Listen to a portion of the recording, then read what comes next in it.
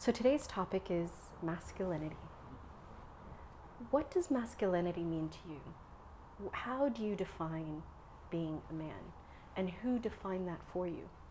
So for me, masculinity would be what I seen from my father growing up. Dad was at work, mum was in the house. He was the father figure of the house, and she was the one who looked after the house and the kids. That was my perception growing up. That's what I understood. Well, he's a man, that's what a role of a man is, and that was my understanding. It was simple as that. As you get older, and the other thing I would say about that is it's also a very, very much of a strong cultural value as well. So in our culture, it's always seen like that. Women just look after the household, they look after the kids, they do the cooking, they do the cleaning, they do all that. That's their role. The guy goes out to work, not the women. I did not feel comfortable with those values that I grew up with. I thought men and women should be in an even keel. You give respect and you receive respect. You share the responsibilities as well. And for me, that kind of changed my perception of masculinity.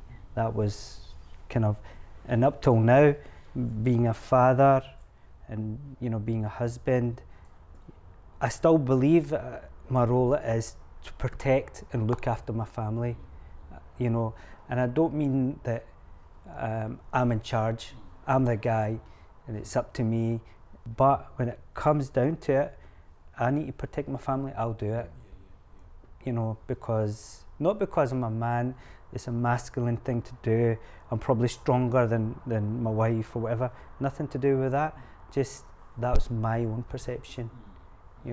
I will do what it takes to protect my family, and if it means put myself in harm's way, I'll do it without thinking about it. And I guess some people would say that is masculinity, which is fine, say it as it is, whatever you may want to label it, but for me that's the way I perceive it anyway.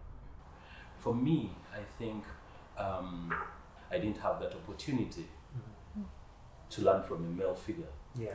It's until I was about 14, when my mom got married again. That's when I had a role model. And for me, in my family, I'm the only boy with 3 girls who are older than me. And so to a certain extent, I didn't get that a lot in terms of role model, and I yearned for it. And so when it came to going to school, I wanted those boys, and I wanted to do stuff with the boys and things like that, because for me, I didn't have a brother at home. It was the girls and I was the younger one. So I kind of filled that with the friends, which then at a certain extent, I think it drew me to wrong crowds, because I was doing it for a wrong reason. But then I grow up, and then I think at the age of 18, I get to a place where I'm just frustrated, and not angry, but frustrated, because I'm desperate for a role model, a male role model in my life. And so at one point I sit down with my mom and ask her, where's my dad? Because I always had these stories of where he was and where he lives and all those things, and I wanted to connect. So for me, that is something that I have learned as well on my own, because again, coming from communities, African communities, you hear those stories of being a man, you're supposed to be bold and fight for your family and stand up and all those things. So along the way, you start to learn and take on those responsibilities.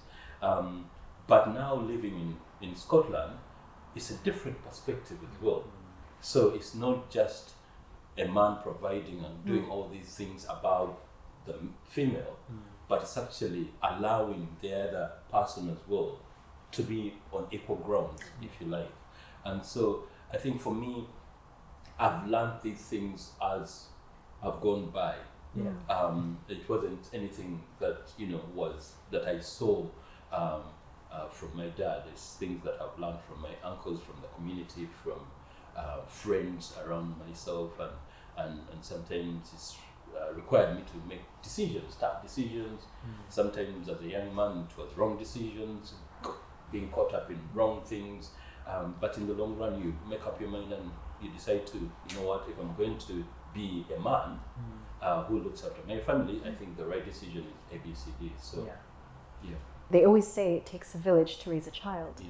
Now, without the village, without the role models, how does the child then define their identity? And I think that's one of the things that we struggle with here in Western Scottish communities, because then we don't have those communities, those villages, if you like, where our sons, our daughters learn those things. It's quite challenging for them to adapt and learn and get a bit of our cultures from back home.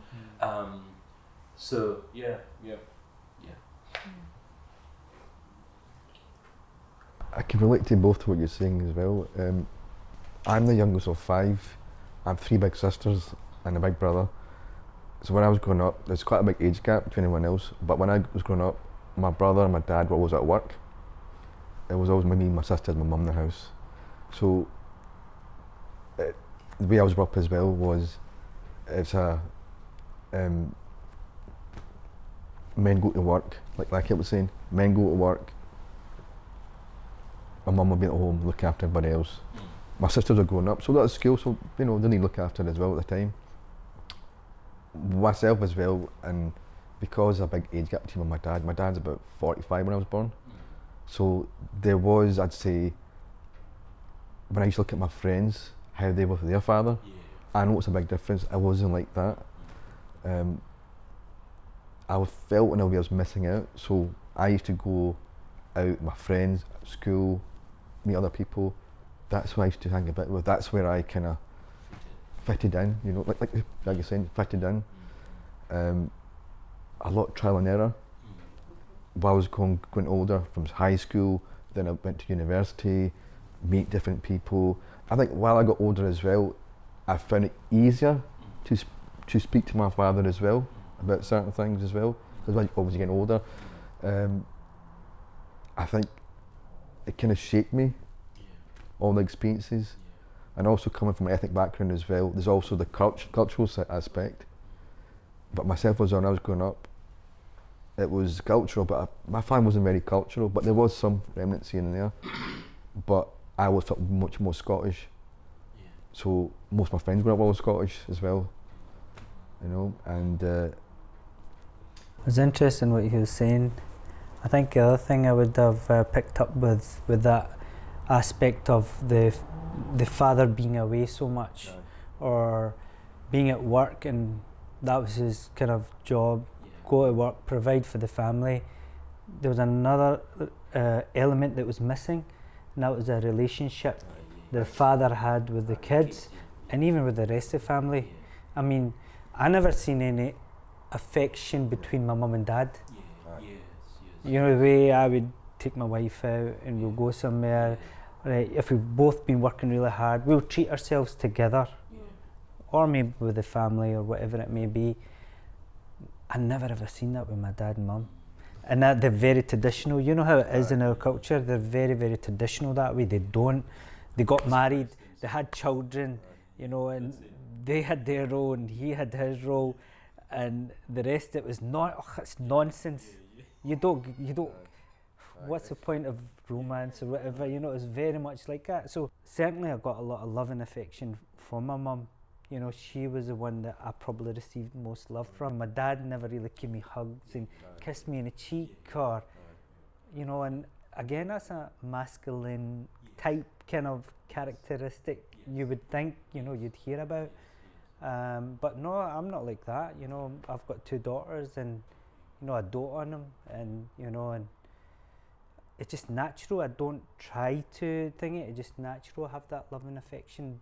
I never even seen my dad's friends react like that with their kids and stuff. It was very common, and if we probably did see it, we would think something wrong with that. Did you see what he was doing to Auntie? It was like, So it was very alien, that aspect of it, and we would probably look at it as strange. Whereas now, no way, it's.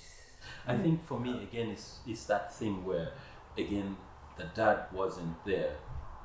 But one thing that I really remember is when it came to going back to school, however long your list was, he provided. So all he needed from you is your requirements. So you make your list, give it to him, and he'll give you the money. That's it. That cuddling and how is school and how are you getting on with friends and all that, it wasn't there. That is something for you to find out. And so again, because they were separated, so I get my pocket money and all my shopping from him, and then go back to my mom, and then you fend for yourself. So if you're playing football and you're hurt, don't think anyone is going to cuddle you and say, maybe try better, or don't do that next time. No, you sort it out yourself. In fact, it's worse if you hurt yourself and went back home crying, because you have it at home. Forrest told you not to do. So best thing for you to do is, if you're caught up in mistakes and things like that, suck it up and that was part of being a boy, being a man. To suck it up. You To covet your emotions. Exactly, yes. Because expressing it would mean you're weak. You're not man. You're not man enough. Yes. One of the things I find fascinating about all of this is that we're obviously coming from different cultural viewpoint. I could fall into that position of being sort of default white English and saying, I don't have a culture that defines me, but I very obviously do have a culture that defines me. It's not recognised a lot of the time. So when you were talking about your parents not being very demonstrative or affectionate, absolutely. Same here, and I think that's a product of the time. Yeah, it is a time. So such things happened on the south coast of England, as well as up here in Scotland, a country of which I knew nothing at that point. And there's a lot of that. There's a huge areas of commonality. I grew up with a stable family, which was great. And although in some respects there wasn't a lot of the traditional male role models, by which I mean a father that worked in, say, heavy industry, that took you to football, that taught you fishing, all of these kind of things that you're expected to sort of acquire by right as a kind of a kid growing up, where I did. And so some of the things like that I've had to learn later in life. But it was also just picking up on a point which I think all of you have really made as well. I actually literally grew up in a village. And it was a village on top of a hill. And that's important because if you wanted to go anywhere by bike, you had to come back up the hill, which was actually a really good way of confining you to that village. And it's not a case that everybody actually knew everybody, but there was a lot of policing going on around there as well. So it was a case of the village bringing up everybody. And it was a safe space. The village had a mix of people in there, from very well off to those on state benefits and in social housing. So there was a good blend. You're exposed to people who did have those different kinds of things. So in some respects, I guess we brought each other up. How did that shape you, living in a village and knowing that being on top of a hill isolates you in a way? Because I think each of us in some way has been isolated while growing up, physically or emotionally or psychologically. Or how did that shape you as a man? The perception from other people is that I've received at various points is that I'm a bit soft, not streetwise, a little unworldly. maybe true, maybe not. I still think of that village as my home, even though I haven't lived there for 30 years or something like that. How did it shape me as a man? I mean, in some respects, I don't know. So I mean, I'm making it sound as though this was a village that was just separated from, like in the middle of the moors or something like that. And it was only 3 miles to the nearest town. And once I went to secondary school at the age of 11, I needed to go to school in the town, that kind of thing. So this was you develop, I guess. So there's a version of yourself at, say, 7 years old that has an idea of what it's like to be a man.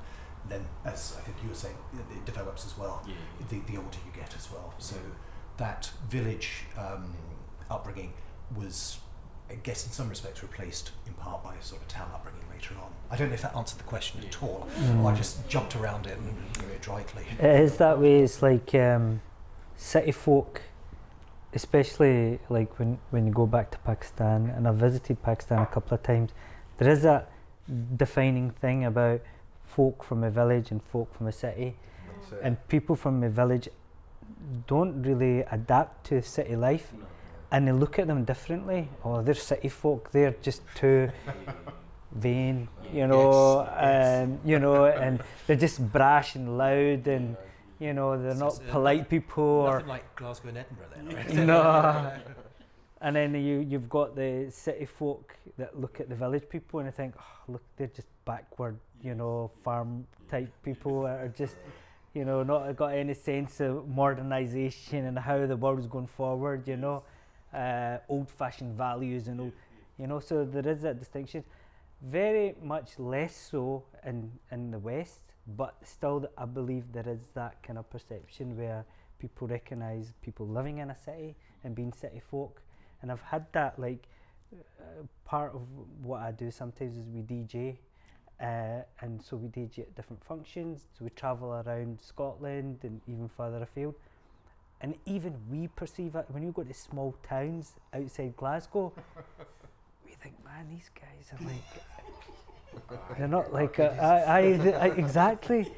And at first I thought it was just my own perception, maybe I'm just, looking at it that way, I'm being biased or whatever, but no, I've heard other people that have come from, from Glasgow, whatever, and they've been there and they said, you see the folk up there, they're different. They are different, How? I don't know, just, they're... Webbed feet and everything. That's strange. And you get that same kind of vibe off them as well, though. They look at you and think, who did they think are city folk? It's...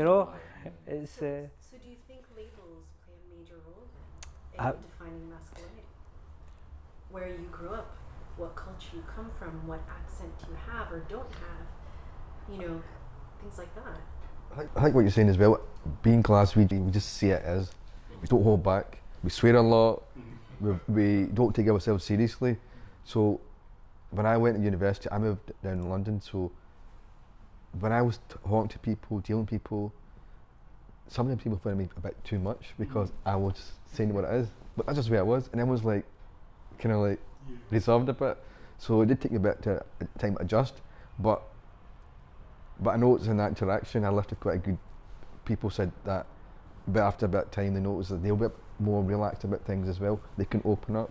So I thought Scottish were very abrasive, we swear a lot as well, I've been told not to swear today, I control myself. Yeah, the labels sometimes affect people, and it really depends on how far you take that label, and what choice you choose to do with the label that you've been given.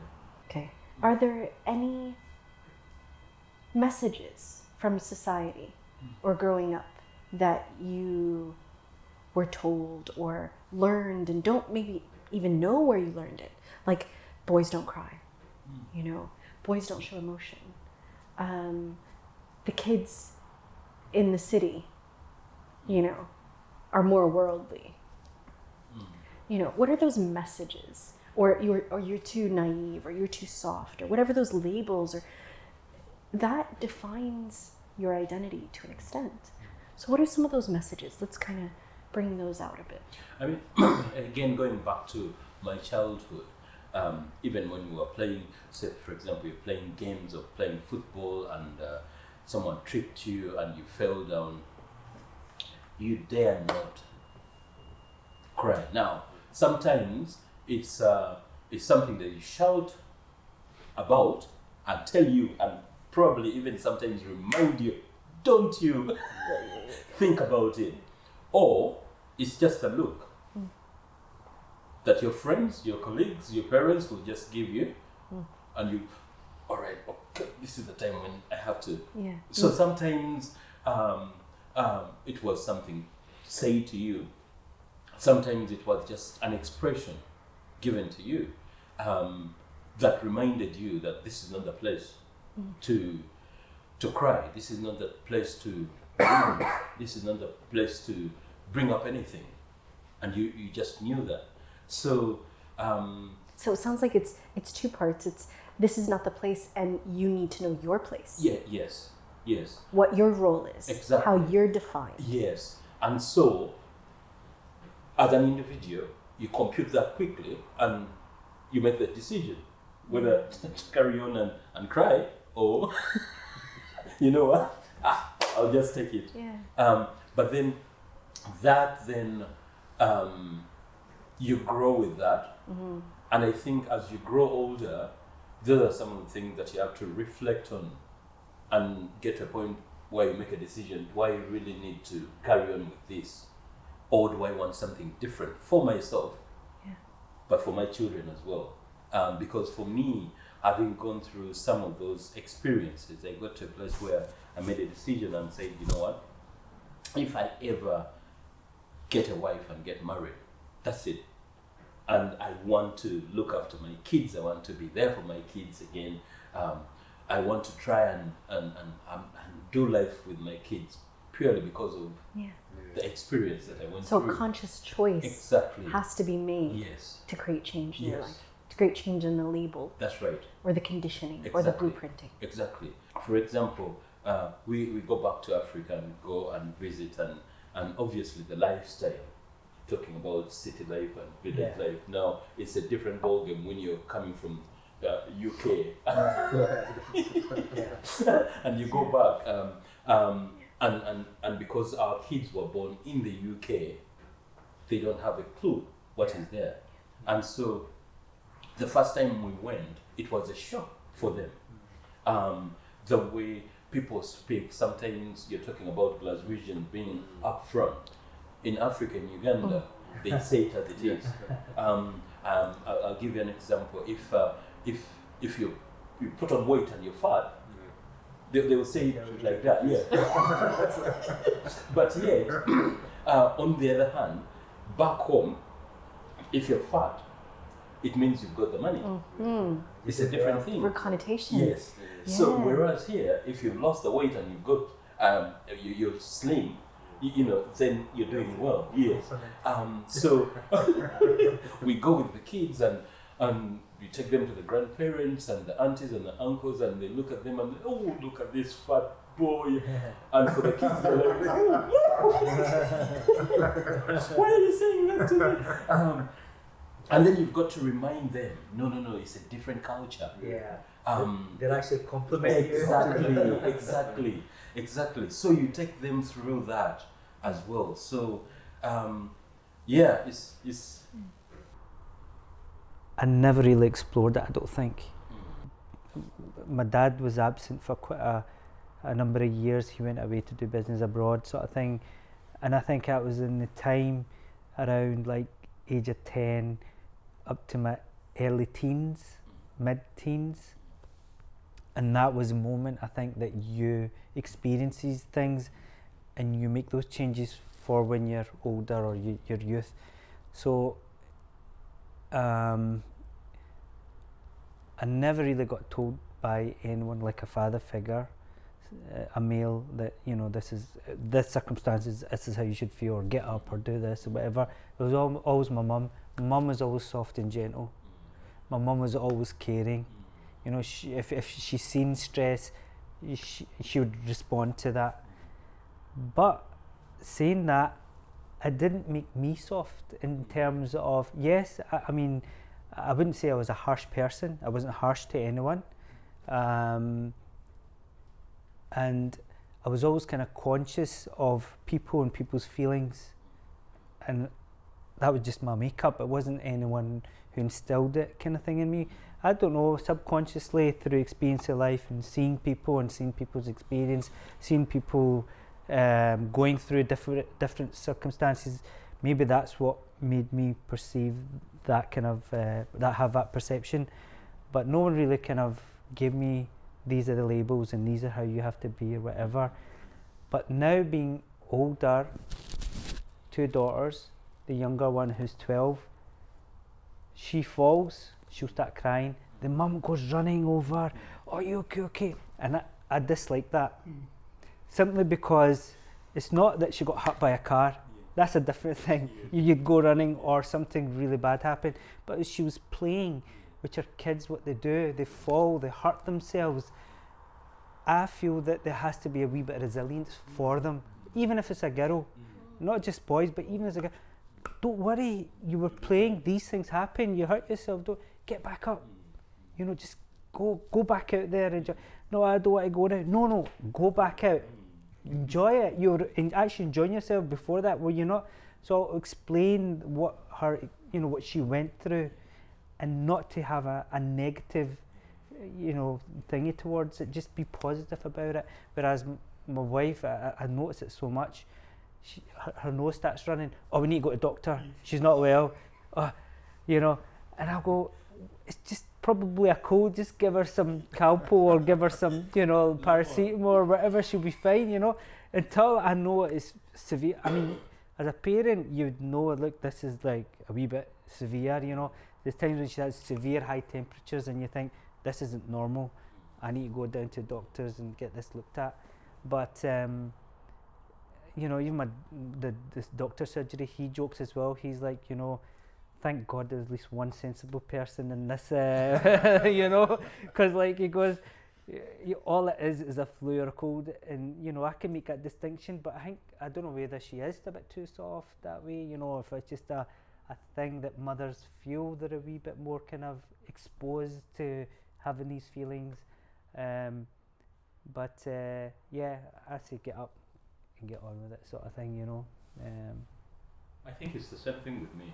When my boys are playing and they get hurt and all that, it's always my wife that will get wound up and you should stop, and I'm like, give them a break, they're boys. And sometimes again when it comes to illnesses, one thing that I've started to learn is she's got that sense, I think it's a female thing, when it's serious. And for me, I'm still thinking, they'll get on. And then they go to the hospital, and then the GP, they're like, oh, they have a cold, they got a virus. And I'm like, oh, all right. So I'm learning to adjust to that. So is that a theme that maybe you unconsciously both might have picked up about women? I don't go based on what other people's perceptions are. I purely go on, I use this, and I think, okay, and as fair as possible. Don't be, non-biased decisions. Just how is it, and that's my perception. And I think, well, why am I not like that? What, why does she react like that? Does she love my kid more than I do? Or what's the thingy, I explore these kind of ideas because I put myself in other people's shoes and figure out, okay, I don't think like that, but let's think what's making her think like that, and I'll go on that other side sort of thing, so view an angle from their perspective sort of thing. So, it's my own perception. I make these decisions just on my own perceptions. It's a kind of a theme of resilience. So the boys don't cry kind of thing, I think has resilience in it as well. And I say that from, children can be desperately cruel to each other. So don't cry, because the other one's some other child will come along and pick that scab and make you cry some more. So actually it's a protective aspect of yourself at that point as well. And I think your point as well about the, if you've fallen off the horse, just damn well get back on it again. Because, you are going to have fun. Yeah. I guess, and apologies for jumping in and asking a question. I grew up in a culture where people weren't defining me because of where I was born, how I was born, that kind of thing. Yeah. Is that another label that was imposed upon you that you had to deal with in terms of resilience? I'll tell you, I probably got judged more about this and labelled more about this when I went back to Pakistan. Okay, interesting. Although ethnically I look Pakistani, and I would expect that reaction from someone from the West to look at me and think, oh well, they're different because they're from a different country. I got that more from going back home. Yeah. Or this is guy from West, because I was detached. This wasn't my culture. This is my culture. Yeah. I see myself as Scottish. Pakistani origin, you know, and I have those roots, and you know, I respect those values because it comes from my parents, and I respect my parents. I had to deal with it more and address it more when I went back to Pakistan. Whereas here it was effortless. It was very much effortless. But I think perhaps because I adopted, you know, Scottish way and lifestyle, because I've been brought up here, I was schooled here.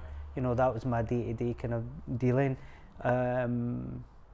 But yeah, certainly it was when I was back home. I had to deal with them. I was very comfortable here, very comfortable. Funny, I almost get a sort of a version of that. And when I go home now, I'm treated as Scottish. It's like, you know, it gets a bit confusing. Yeah. And I remember one person had mentioned, one of my clients had mentioned, it wasn't safe for him to ask his friend to go to coffee, just to talk about something that was really important to him. Safe was the word that he used. I think that still probably remains an issue. If you want to have a one-to-one with someone, you feel that they're in a place that maybe you need to talk to them about it. One, you don't feel comfortable maybe even bringing that subject up. Although you can see, look, this guy maybe needs, you know, a wee bit of support, a chat, you know, but how do I go about doing it? Like, I might say, let's go for a pizza, but literally from the intent of actually sitting down and talking to him, it probably will just end up being time out having a pizza, going away and not resolving anything. He goes away with his issue and you've gone away going, I should have said something, but how the hell was I going to say it, you know? And I think it is a struggle sometimes for guys to turn around, and you see women do it. My wife does it. She sits there and she's sitting with a friend and she's on the phone and they're talking and they're talking and they're talking. I'll go away and do something, have a shower, make something, come back. She's still talking. I'm like, wow, man, that much you can talk, you know? Is it? And it's the same issue, but it's like they know how to really get in with, you know, the problems, or really kind of share those issues. Everything all right? You know, you go to your friend, everything all right? Yeah. All right, okay, cool. And that was it, you know, that's it. I spoke to him.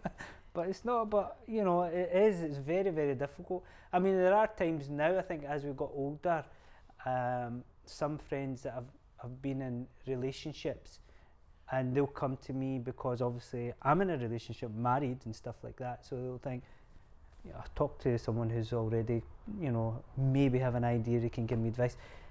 And I felt more confident to sit down with them and go, right, what's going on? But that's me now older. In my youth, I would never deal with that.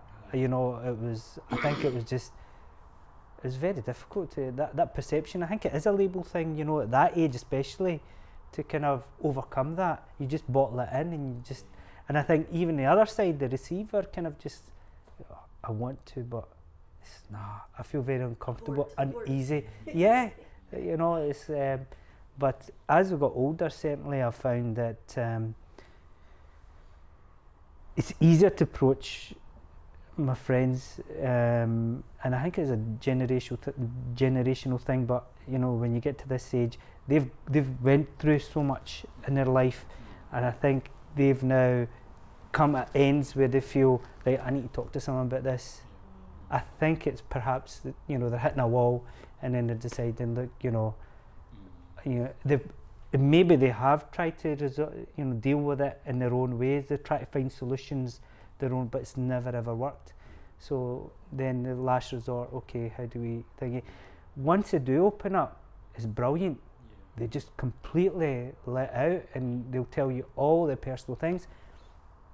While they're sharing their personal things, then you feel that you want to talk about your personal things. You didn't intend to go in that conversation to talk about your personal, but because they're sharing so much, you think, you know, I want them to relate with me. Listen, I know what you're talking about because this happened to me, and you know, my wife, she said this and I wasn't happy with it, and I better be careful because she might be watching. I'll get it when I get home. But anyway, you know, no, she's cool.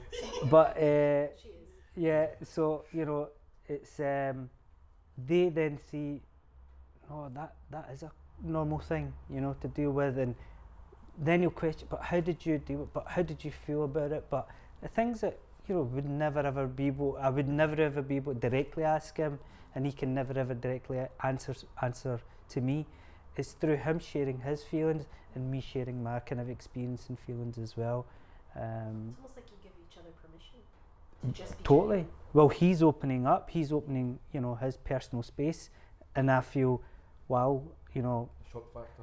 yeah, you know, and then you feel comfortable to do the same. And of course, in some cultures, that's what alcohol does. That's the other thing. Yeah, absolutely. It's just it gets rid of the inhibitions. Yes. Which is what I think we're talking about here. Yes. I think it's the artist Cindy Sherman back in the 1970s did a sort of a slogan piece of artwork which said, we give each other excuses, which was and it depicted just a bunch of drunk men rolling around on the floor acting like children.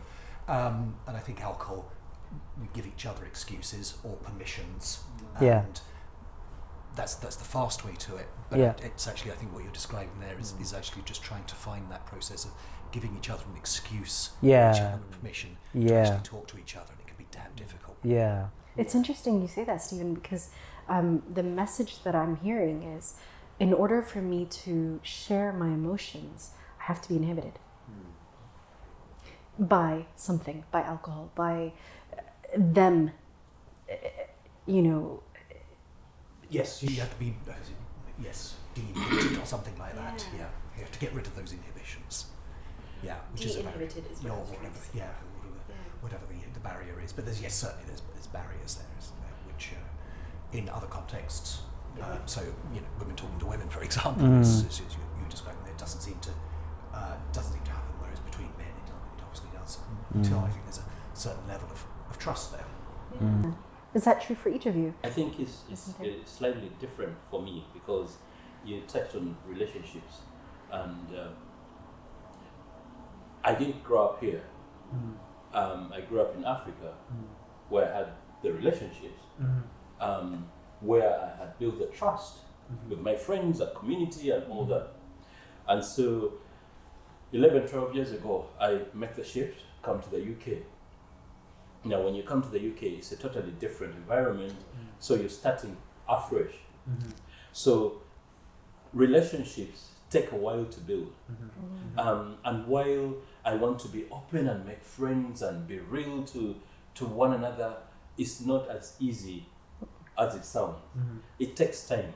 And I think it's taken me a bit of a while. To this point, I'm still struggling to find that person that I can really open up to and say, brother, you know what? I'm desperate. I don't know what to do. How do I get around this thing? Because it's not easy to find.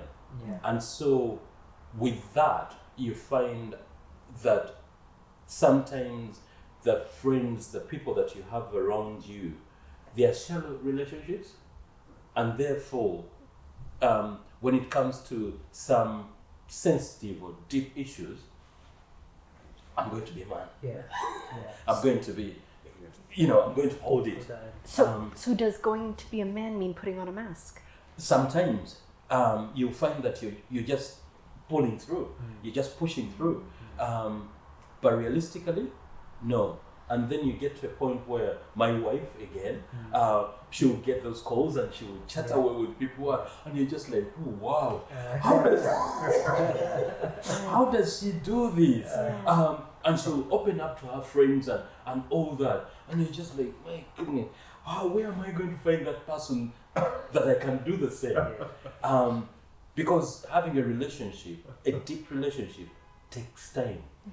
It's the trust. It's being used to each other. It's knowing each other. It's all those things that come into play. So you are in the workplace and you've got friends around. And how are you? I'm fine, thank you. Mask. Everything okay? How was we just out of the festive season, Christmas and New Year? How was it? Oh, brilliant. Everything okay? Yeah. But deep down, there are issues. And so finding sometimes someone and even a space to open up things like that is difficult. And for me, I think, again, when it comes to the genuine men's chart, those are some of the things that attracted me to it. I was hoping, and I'm hoping, that this will be the place where we can actually open up. Open up. And hopefully, the people out there, when they hear and see and watch this, they can be encouraged to get into that space or get in touch or get involved in some of the discussions that we're having. Absolutely, make this their community to open up. Absolutely. But it's very difficult if you just moved from different parts of the world, and it means you're starting up afresh. When you make that shift, even going back home, it's a total, even with the friends that you left, the moment you go back, it's a different picture. They see you as a totally different person. You're not that same person. So they'll open up, they'll have a chat and all that, but that trust kind of thing is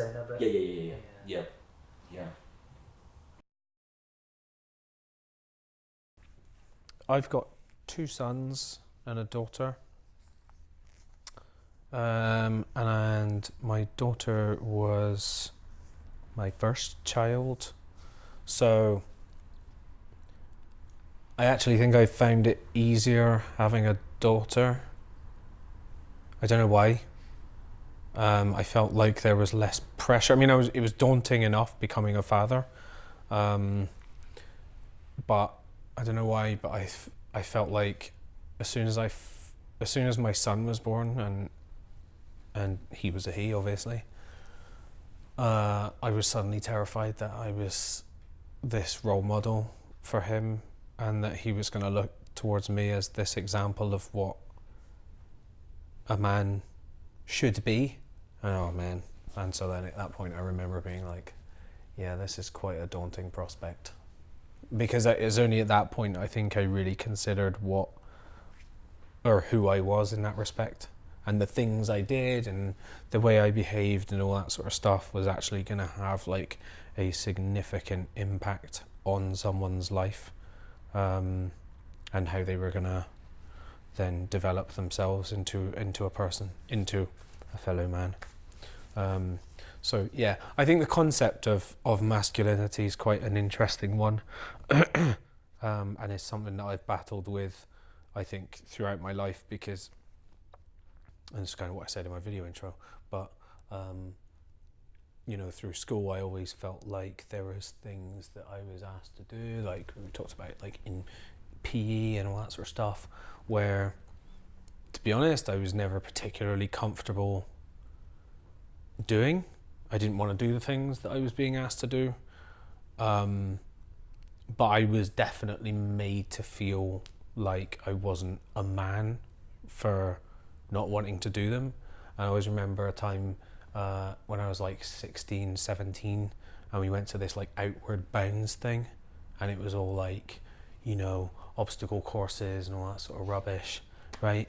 And there was this one bit where you had to like, it was like an assault course, and you had to like go underneath a wooden bar thing, post thing, into like muddy, stay your head under muddy water and come up the other side. And I remember being like, I'm not doing that. And the girl who was running the course properly ridiculed me and like made me feel about this big for refusing to do it. But that, if anything, made me more determined not to do it. I was like, well, I'm absolutely not doing it now. Like, if you were encouraging, I might have done that, but to try and belittle me in front of my peers for not doing it, nah, I'm absolutely not doing that now. And I always remember that was like a moment in my life where I was like, I'm just not going to do things that I don't want to do. For the sake of what? Like, this is such a pointless, fruitless exercise. Do you know what I mean? What is the bloody point in that? You just reminded me. I once went to an event where there was an international sportsman there, and I didn't recognise him, and he greeted me and said, "How's things?" And I said, "Not bad." And at that point, he went off into some bad COD psychology about negative attitudes and all that kind of thing, which I just thought, okay, fine. But in the middle of his talk, he was riffing on this negative energy and all that kind of thing. And he said it's important for you not to have, negative thoughts, like that man over there singling me out in the group, which is exactly like the thing that you were, that your assault course person did as well. And at that point, I just mentally washed my hands of him. For me, this is back to power again. Masculinity that we have put in front of us is so intertwined with who holds power that it's very difficult to untangle it with any success, and for me that's why we get people ridiculed for not wanting to do things that show physical strength or determination.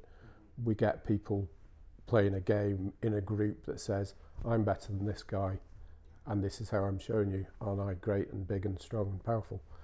And if you look at obviously I'm not the expert in the room at advertising, but if you look at glossy magazines, the advertising throughout glossy magazines that picture men, they're able-bodied, they're rich, they've got beautiful women hanging off them, they've got beautiful clothes, they're usually built very physically to that macho ideal, and it's just constant that that's what you have to aspire to.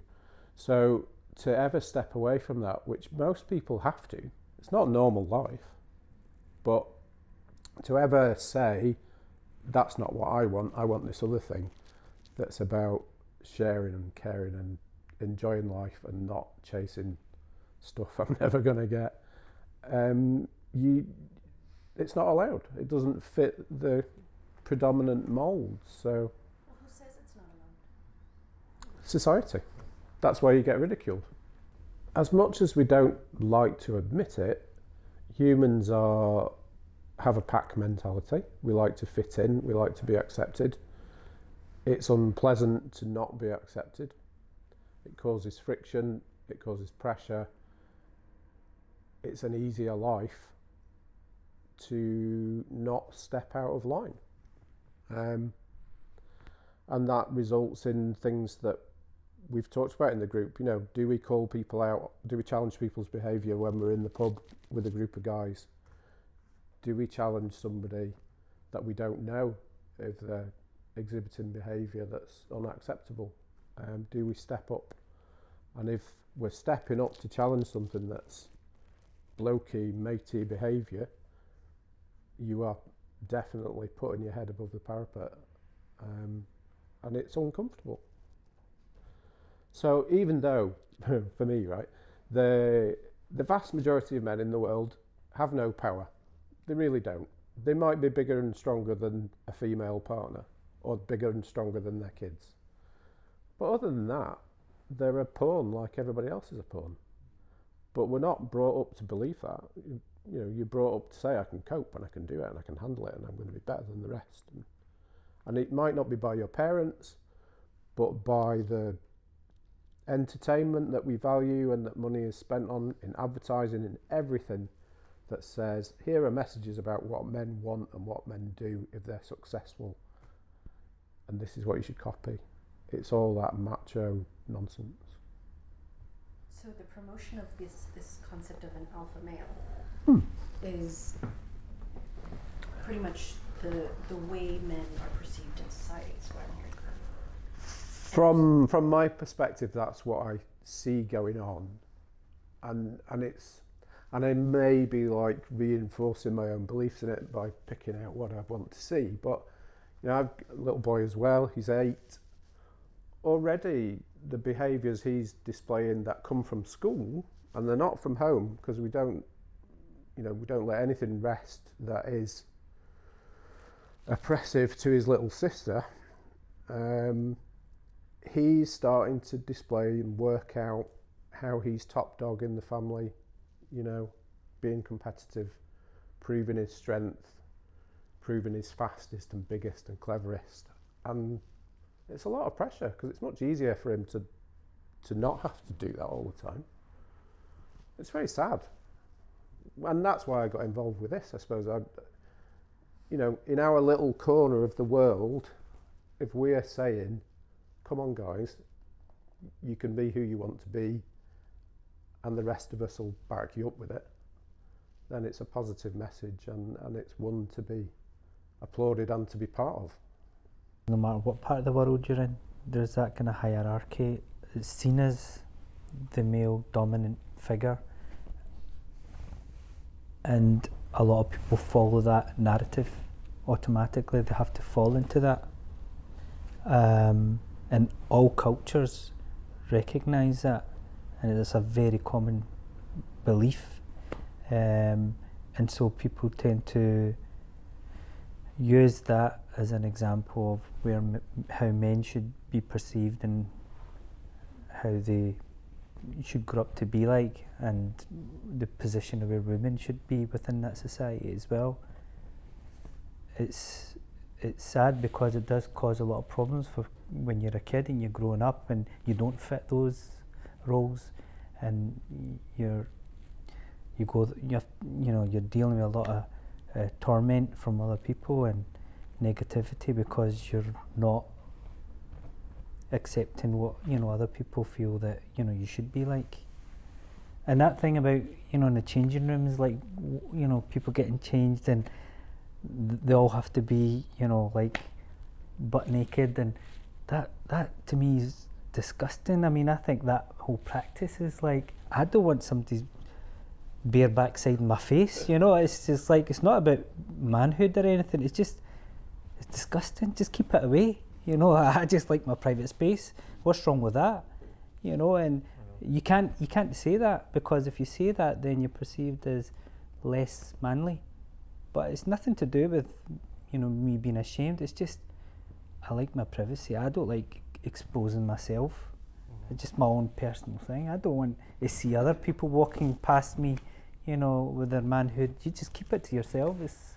Thank you very much, but it doesn't kind of appeal to me. I'd rather not. It's not even just exclusive to like school days. Recently I was over playing badminton in where were we? It was over in, I can't remember one of the places. It was a Glasgow club place, and then we were going out to get a curry afterwards, right? So it was badminton, hour, 3 of us, and then quick shower, and then off for curry and a couple of pints with the lads. Happy days, right? Sounded great. Get to the changing rooms. Now maybe I'm feeling like I'm possibly being a little bit middle class, which is what I said to the guys at the time. I was like, this is no Nuffield facilities here. I was like, what's with the communal shower? Yeah. And then they're like, oh, that's just like normal. I was like, what? Yeah. Like, what? Yeah. Like, what? I mean, as much as I like you guys, like, I don't need to be seeing that. Yeah. Yeah. But I think that's also, it's cultural, because I went to live in Germany for a year and nobody would bat an eyelid. I know that. Do you know what? It's funny you should say that. I was going to say the same thing about Spain and like topless beaches and all that sort of stuff. Yeah. And like Greece. I was in Greece and like, I didn't know where to look, And I'm sort of sat there like, and there's all these ladies parading about the place, bits everywhere, and I'm like, oh my days, I don't know what I just keep my eye on. I just look forward, So it's not exclusive to just like guys. Do you know what I mean? It's like you're right. It's like totally a cultural thing. But yeah, I don't know. But then you're right. I think the thing is that then you're made to feel like, I don't know, less of a man because if they want to go off and have a shower, whatever, man, Yeah. like that's up to them. But then I'm like, do I really want to be stripping that? I don't know if I want to do that. Yeah. Do you know? Yeah. You know, it's not. You know, it's probably more about that than it is about. Like, I'd be more comfortable just to be like, I'll just shower when I get home. Yeah. To be honest. Yeah. Yeah. Because I don't want to take my clothes off in your presence. That's my issue. Yeah. It's not even about them. Yeah. Yeah. To be fair. It's not about hiding anything, it's just you don't feel comfortable with that, and you know, and you just want to be part of that. Why should you have to accept it? I don't get that. So You then know? why should you have to accept the mold of being the alpha male? Because or that's the that's a expected- predominant expectation. When you go to these places, you're the minority, very much the minority, and they're the majority. You're the one who's seen as, oh, he's an odd fella. You know, what's wrong with him? You know, we're all doing it, you know, and maybe he's ashamed of something, you know, and it becomes more, and the story just, you know, it becomes more that there's something wrong with this guy, or maybe he's ashamed of, you know, whatever, or he's not a real man or whatever, you know, it's, yeah. And this is one of the subjects I find really fascinating, because we've all said at some point in the conversations, I got to the point where I just wasn't bothered anymore about other people's opinions. But not being a real man is really difficult to ever completely get away from. Whether it's I have to be a provider, whether it's I have to, you know, I have to be able to control my kids in a certain way when we're out. Otherwise, what kind of father am I? You know, I have to look in a particular way if I'm in a particular situation, or I have to like certain things. And yes, as you get older, it's easier to not always actually follow it. But that doesn't mean in the back of your mind there isn't a little voice saying, this isn't quite right, you're not quite fitting in. So yeah, it just never seems to go away. I don't seem to be able to grow out of that somehow. That there's that niggling thing that, am I doing a man right, you know, or being a man in the right way? What is the right way? Well, I don't believe there is one. That's the really daft thing. There is no, for me, there is no masculinity. There's commonalities within it, but everybody's unique, and they really are. So there has to be a myriad of ways of doing it that are correct. But it's the bombardment, it's the indoctrination and the conditioning that makes it hard to remember that we're all okay just being who we are. And that's the premise actually of why I built the whole Genuine Me project, or the program itself, for all different types of groups, especially for men, so that yes, we're all bombarded as women, as men, as children. Oh, absolutely. Every part of society, but do we then make a choice? Do we say stop? I see the messaging, I see the programming, I see the control, and the musts and the shoulds and the have-tos. Yeah. Thus the mask comes up, silence happens. You know, it's the shadow of the self that becomes the self in society, and not your true self.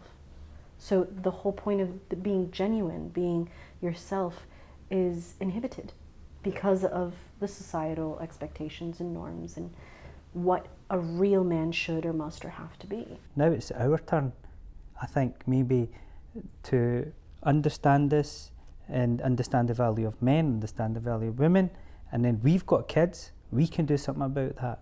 We can instill good values in our kids, whether they're daughters or sons, instill them and get them to think a different way, not to continue that repetitiveness that's been going on for so long before.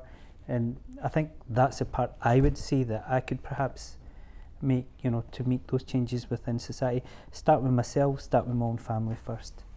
So what are some messages that you would give your daughters, for example? Be independent thinking, you know, if she doesn't want to wear pink, you know, don't do it. If she wants to get into football and like the guys, go and do it. You know, all the kind of stereotypical things that they expect girls to do. No, don't do it. If you want to do it, then fine. But if you don't want to do it, don't let anyone else, you know, define you that, oh, you can't do that because you're a girl and you shouldn't be doing that, you know. So, yeah, to think a little bit for yourself, perhaps, I would say. So it's interesting that you say that, because girls, when they play sports that are more male-dominated, or they wear more darker colors or pull up their hair and don't look like the typical girl, are called tomboys. Which is exactly what my oldest daughter is. She was like a tomboy. She used to wear trainers and trackies and stuff like that, and the other girls would have makeup on and have like nice dresses and outfits, and she always found that strange. And we were comfortable the way she felt comfortable, and we were quite happy with that.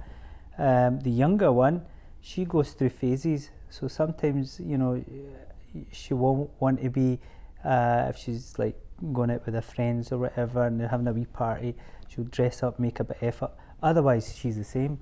She's got her trainers on, she's got her hoodie on, and she's, you know, like, yeah, go for it, you know. And this thing where, you know, girls have to dress nice and look feminine and all the rest of it. Nah, you know, let them kind of be who they are. Yeah, my oldest daughter, she was very much tomboy, and she was comfortable with it, you know, and we were comfortable with it as well. Like, yeah, no problem, go ahead. So it's letting them be who they are. And for my grown-up daughter who've had these conversations with, I've always said that, you know, if people are taking liberties or not treating you with respect, then you say, I'm not going to take this, and you walk away, and not to be afraid of doing that, because there are men out there who will love you properly and respect you and let you be yourself, and not expect you to be their plaything or their property, which has happened in the past and still happens now with some male personalities. So assertiveness, I think, is key for this, for women and for men as well, to get it right, to be able to say, this is what I want in my life, this is what I need to do that, can we work together to make that happen, as opposed to, I want this and you're going to give me it. So I guess it first comes with knowing what you want. Yeah. And then recognizing that there's a conversation to be had, Yeah. to share those expectations so that both parties can get what they want, Yeah. instead of imposing it. Well, some of what they want, because you can't always get what you want, No. as has been sung about. What I think is interesting about that subject is, so I have quite a few of these types of conversations with my wife when I talk about male characteristics and female characteristics, right? I think that's quite an interesting conversation, because I think at the moment there's certainly a lot of, I mean, outside of what we're doing now, but there's certainly a lot of conversation happening about the roles of men and women, right? And like equality and all that sort of stuff. But what I think is interesting is not to deny that there are, or certainly to explore the idea that in theory there are biological character traits for men and for women. And that is not to say that every man has all of these character traits and every woman has all of those character traits. And it's also not to say that there is crossover, because I genuinely believe that there is. And so I think, like, it's interesting because, like, you know, there's definitely times where I do things where I'm like, I'm such a bloke. Do you know what I mean? Like, you're just like, oh, I'm disappointing myself. I'm such a bloke, you know, such a slob. I mean, you know, just stupid things like, for example, I've joked about the fact that I've got probably about 8 plain t-shirts, right, which I rotate, and I buy 3 pairs of jeans at a time, that sort of thing. So it's like, I do that because my interest in fashion is 0 to none, right? So I'm like, you know, and you characterize that as like a male thing, but then that's not to say that every man is not interested. Of course not, absolutely not, right? You know, our son is like really into trains, diggers, all this sort of stuff, right? Have we made sure that we give him gender neutral toys? Absolutely. He has a pink pram which he pushes around and loves it, and we've got him a kitchen that he plays with and all sorts of things that you would otherwise probably say are typically girls' toys, but he just gravitates towards that sort of stuff. And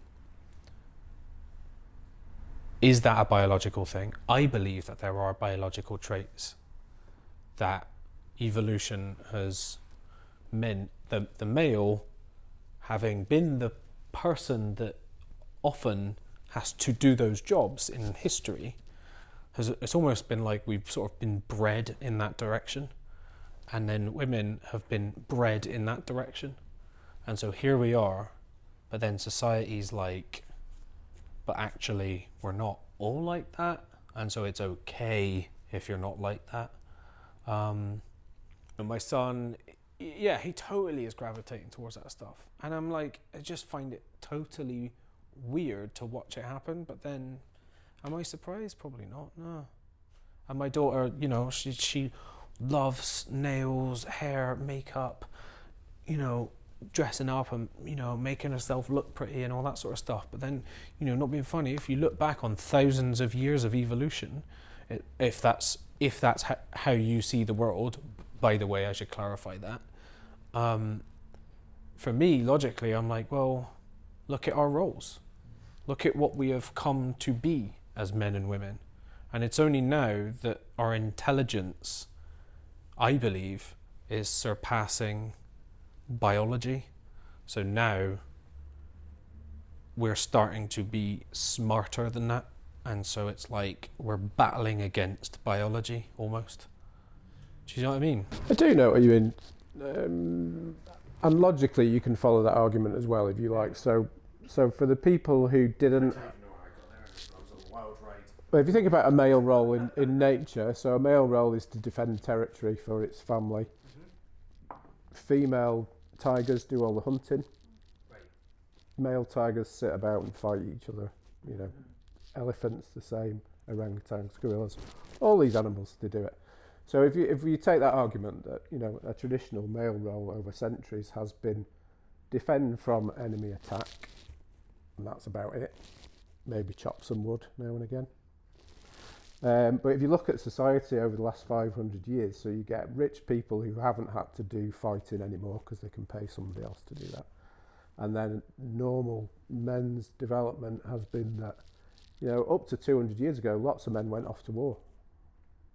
But then you develop rifles and guns and stuff, so less people have to get involved, and you don't have to actually go and fight you know, can just shoot you from miles away. And you're right, so it's a tiny bit of history. If that's your view, there's a tiny bit of history where men are now a bit like, ooh, I've got to get involved in normal daily life. And yeah, it's going to take a while to catch up. Because that role of protecting, generally speaking, we don't need to do it. We can all get a bit gung-ho at the moment. There's lots of people shouting, aren't there, at the moment, in the world political situation of who's on the right side and who's on the wrong side, and everybody's shaking their fists at everybody, which is a bit of a throwback. But, you know, most people aren't going to get involved. They're going to carry on being at home, being shouted at for not doing the dishes, or, you know, chasing after their kids to do normal stuff. So it is a bit strange. You know, if you look at it that way, then yes, the change is very recent and hard to get used to. But then again, there's only about 3% biological difference between males and females. So, but there seems to be a lot more than 3% difference in collective stereotypical behaviour. So what of it's biological and what of it's cultural norms? I guess I would slightly disagree with you when you're talking about intelligence catching up. I think actually what's happened is more, and this is kind of a synthesis of the two views really, is that you've got a period of peace and prosperity where we can catch our breath. And then we have to rethink. That's when the intelligence part comes in. So I think intelligence has always been there. It's just been misallocated to other things like staying alive, staying warm, that kind of thing. Survival. Yeah. Something else you said as well also reminded me of. There's a chap I know who I went on this course with. He used to try and trump every discussion by saying, I am a scientist, and establishing his credentials like that. Anyway, he was such a scientist that when he was drunk once, nearly swore, when he was drunk, he said, I don't think you're much of a man. I don't think you have a lot of testosterone. And it was the case of, I don't think that's very scientific at all, is it? And you're an idiot. So that's another view of, I guess, sort of the more the biological angle. So talking about that actually, that aspect of one-upping, or that sense of male competition. Yes. It could get quite destructive. So how has that played a role in any of your lives, if at all? In my life, it has led to me leaving jobs. I used to work in the City of London, and I left a job because of the ape-like behaviour and the one-upmanship from my colleagues. I just didn't fit in there. This was back in the early 2000s when there's a lot of eco-activism, and there was a chap, some of you might remember, called Swampy, who I think just lived in a hole in the ground and was very scruffy and all that kind of thing, and very stereotypically, eco-warrior of the time. And I used to just get called that because, I just didn't dress like the rest of the people there, and I didn't join in their games or didn't profess allegiance to a football side or any of this kind of thing. So that sort of competitive, one-upmanship, point scoring amongst men, it's been destructive, but also in retrospect, also I kind of think, my life's got better by just going, forget it, move on. One of the things that I wrote down before coming here was stag parties, bachelor parties, that's it. So every time I go on a stag do, there's always talk of a strip club. Strip clubs make me hideously uncomfortable. And I won't go anymore.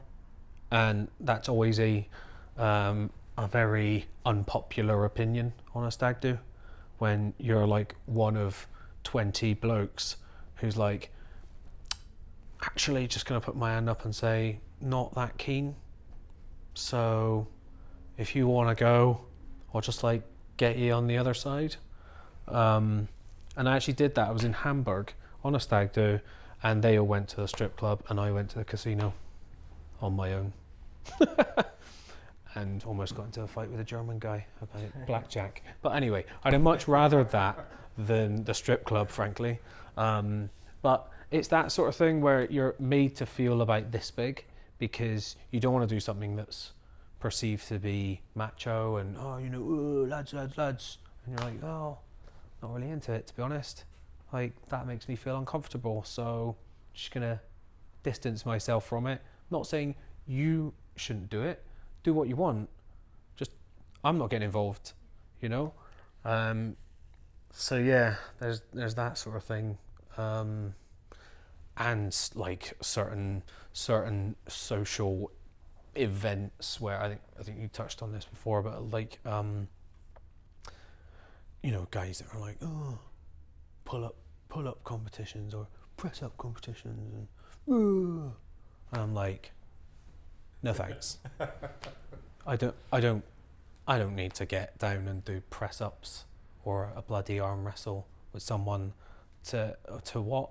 Not like, I guess what you're saying, sometimes, so if there's a group of guys and they're all planning to go to the strip club, there'll be probably people in that group of guys that not necessarily feel comfortable, but they just go along with it to be seen, perceived as being one of the guys.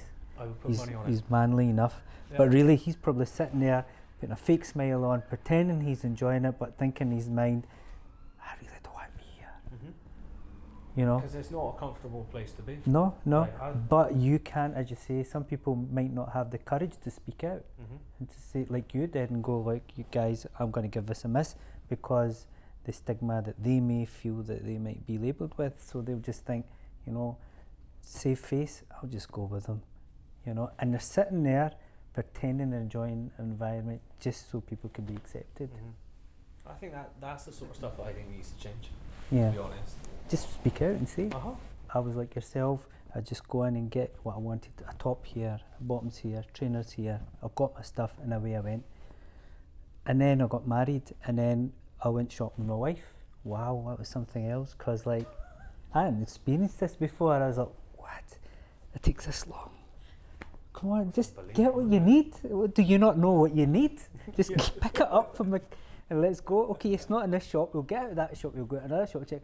But they have to go through all the rails, go up the shop, go down the shop, get out there, go to another place, and then they'll go back to the same shop again. But the other thing they do is they buy everything. They think they've got it, they go home, they try it on, and then they think, no. And for me, that was like, wow, this really happens. But I tell you what, eventually I got so frustrated with it that I went in with my wife and I started picking things off the rack for her just to get things done quicker.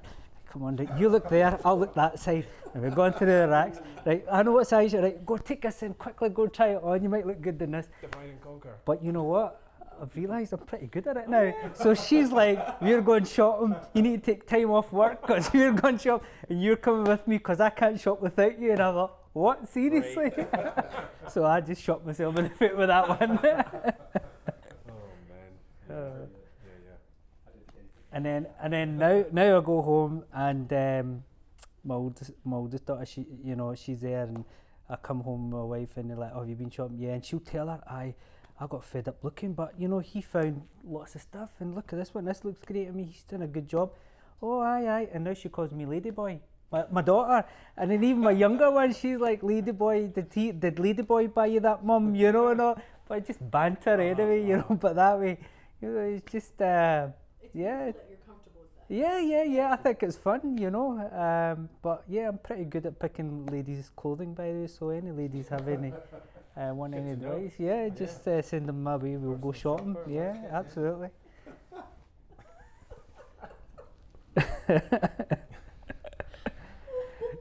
Next time I need to go shopping, then I'll let you know. When it comes to guys, it's simple. It's just pre-mark, it's like those t-shirts and bottoms and thingy, and away out we go. So if you come up to the house and they're saying, Ladyboy, it's for you, someone's at the door, you know why. Now I know the backstory.